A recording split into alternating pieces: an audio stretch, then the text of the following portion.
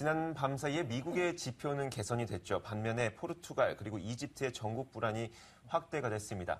그래도 미국 시장에서는 이 미국 지표 개선이 시장을 이겨냈었는데 국내 시장에는 관망세와 혼조세가 더 짙게 나타나는 것 같습니다. 과연 우리 시장 판단 어떻게 해야 될지 오늘은 IBK투자증권 투자전략팀장 서동핀 팀장과 함께하도록 하겠습니다. 안녕하세요. 네, 안녕하세요. 네, 안녕하십니까. 좋은 뉴스들은 다 빼고 안 좋은 것만 우리 시장은 계속 받아가고 있는 것 같습니다. 힘은 계속 빠지고요. 상승 모멘텀 부족합니다. 네. 시장 어떻게 되는 걸까요?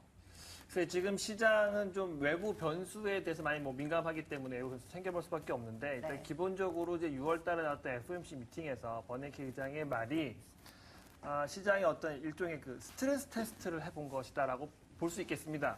그러니까 언젠가는 그 QE3를 조기 종료할 수 있다라는 것이지만 기본적으로 언제 하는 그 받아들이는 강도가 어떠할 것인가를 보는 과정에서 시장이 좀 민감했고 그 조만간에 QE3를 종료할 수 있다라는 이러한 우려감들이 시장을 억누르는데 우리가 좀 가장 민감하게 반응하고 있고 지금은 이제 유럽까지 문제가 번져 있기 때문에 전반적으로 뭐 조정 폭에 대한 것보다는 상단이 좀 막혀 있는 과정이 아닌가 뭐 이렇게 정리해 볼 수 있겠습니다.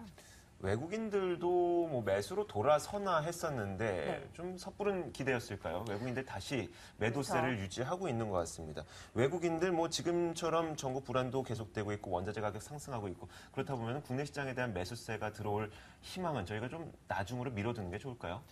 매수의 강도나 매도의 강도 차이가 있겠지만 매도의 강도는 줄어들 수 있다라고 말씀드릴 수 있겠지만 네. 매수가 또 그만큼 들어올 수 있느냐에 대해서는 물음표가 좀 있어서 좀 시점을 좀 뒤로 밀어놓고 보는 것이 더 합리적인 것이 아닌가 싶습니다. 이 뭐 채권 금리, 그다음에 환율, 주가 일종의 그 위험 자산이라고 분류되는 것들이 우리나라뿐만이 아니라 전 세계적으로 모두 지금 약세를 보이고 있기 때문에 일단 외국인들의 시각은 달러만 가지고 싶다. 뭐 이 정도의 표현이 지금 나오고 있다. 이렇게 정리해 볼 수 있겠습니다.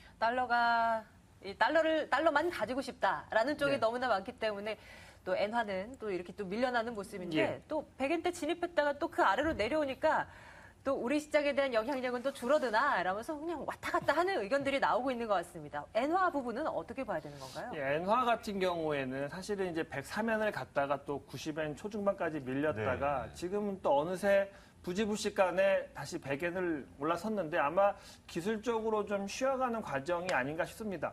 엔화는 아무래도 연말로 갈수록 계속 약세일 가능성이 높은데 다만 저희가 좀 긍정적으로 보고 싶은 부분은 작년 말부터 올해 초까지 엔화에 움직이는 이 궤적을 보면 상당히 높은 변동성을 동반하면서 되게 가파르게 또 변동성 높게 움직였는데 지금 엔화가 올라가는 과정은 상당히 낮은 변동성을 가지고 차분하게 움직이고 있기 때문에 이렇게 되면 오히려 시장은 여기에 대응하고 어떻게 전략을 짜야 될지 시간을 벌 수 있기 때문에 지금은 엔화가 약세 통화이다라고 말씀드리겠지만 연초에 그 높은 변동성을 동반하는 궤적이 아니기 때문에 연초와 같은 부정적인 영향은 좀 덜 할 것이다. 이 정도는 말씀드릴 수 있겠습니다. 네, 알겠습니다. 뭐 시장의 판단도 적극적으로 하기는 굉장히 쉽지 않은 그런 시장인 것 같습니다. 그렇죠. 자, 그런데 이런 가운데 오늘 밤이 되면은 유럽 중앙은행이 통화 정책 회의를 열게 되죠. 물론 기준금리라든지 여러 가지 통화 정책에 대해서는 커다란 변화가 있을 것이라는 의견은 적은 것 같습니다. 하지만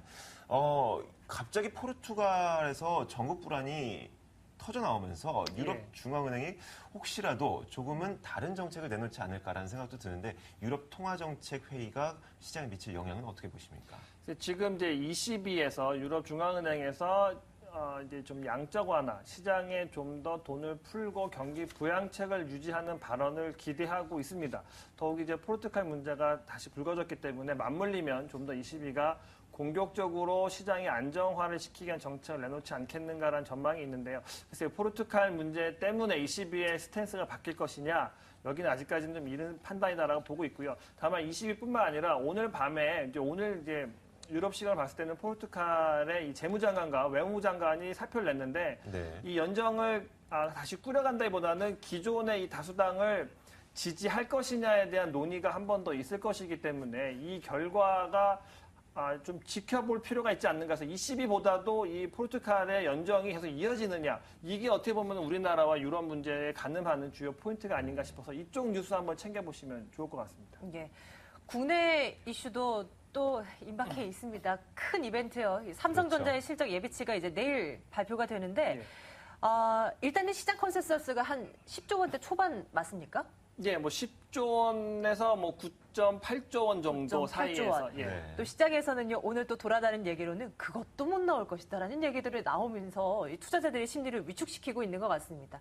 뭐 어떤 결과가 나오던 또 3분기에 대한 전망이 또 안 좋으면 또 이렇게 밀려날 수도 있겠고요. 예. 어떻게 내다보십니까? 그래서 8.5조를 벌었어도 지금보다 높은 숫자였기 때문에 9.8조를 번다 하더라도 지금보다 주가가 더 낮아지는 건 사실은 좀 문제가 있다고 보여지죠. 하지만 이 투자하는 시계열이 어디냐 봤을 때 올해 아마 삼성전자는 역사적으로 최고의 실적을 보여주는 거에 대해서는 의심하지 않고 있는 것 같습니다. 다만 그럼 내년에는 올해만큼 벌어줄 것이냐로 외국인들의 시간이 넘어간 것이 아닌가라는 걱정이 좀 됩니다. 그렇기 때문에 이번 실적 자체가 좀 부진하다 하더라도 이미 주가는 충분히 조정을 받았기 때문에 여기서 다시 삼성전자의 주가가 조정이 나타난다 생각하고 있지는 않지만 다시 위로 올라가기 위해서는 3분기 전망에 대한 보다 긍정적인 멘트나 전망이 나와야 되기 때문에 실제적으로 이번 실적이 시장에 미치는 영향보다는 3, 4분기에 대한 전망치가 더 중요하다라고 보기 때문에 이번 이벤트로 삼성전자의 주가가 출렁거리면서 종합주가지수 같이 출렁거릴 가능성은 좀 낮아 보인다. 이렇게 정리해 볼 수 있겠습니다.